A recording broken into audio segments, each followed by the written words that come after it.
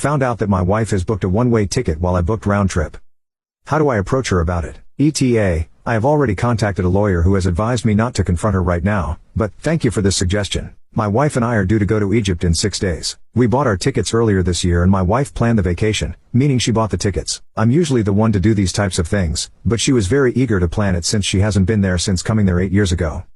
Our daughter, 1, is under her because they are supposed to spend a month there while I spend 2 weeks there. When my wife bought the tickets, she sent the PDF. Her PDF had a return date when she sent them. I sent those to my cousin picking us up and he recently asked me to resend the flight info, so I sent the PDF. I decided to download a new one, and noticed I couldn't get in. I told her about it and she said it was the same and she never changed it.